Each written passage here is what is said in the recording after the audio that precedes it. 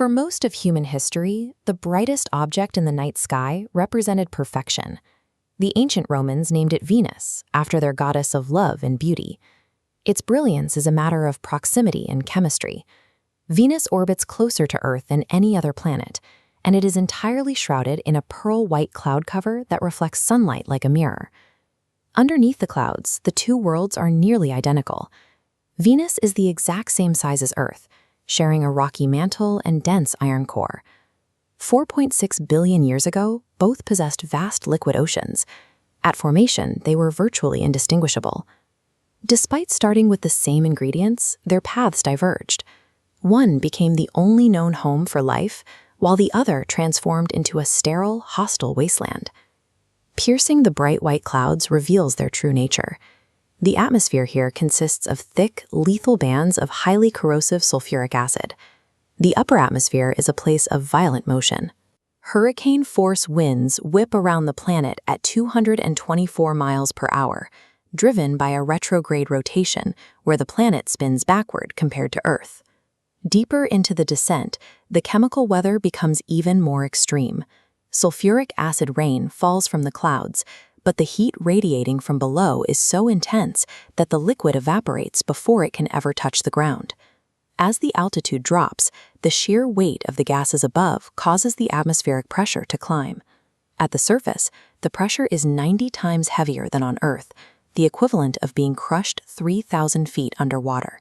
Here, the carbon dioxide is so compressed it behaves as a supercritical fluid, a corrosive substance that acts as both a gas and a liquid.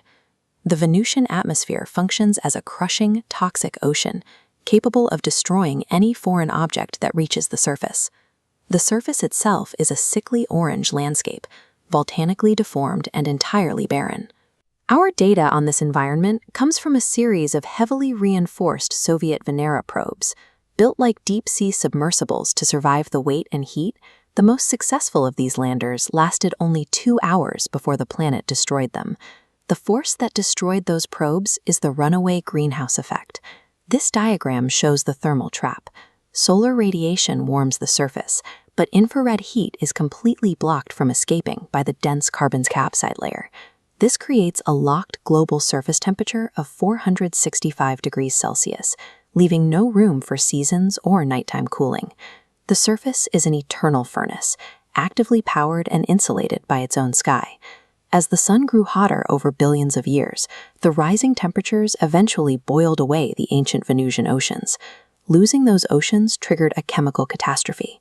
Without liquid water to trap carbon and rock, the planet dumped its entire carbon supply into the atmosphere, sealing its fate in a permanent heat loop. This is a direct parallel to the carbon-driven climate change we observe on Earth. The physics of the greenhouse effect are the same on both worlds.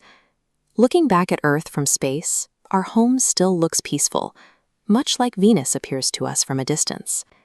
Venus is a demonstration that planetary habitability is a fragile anomaly. It shows that without balance, a planet's future can easily slide toward a terrifying, inescapable present.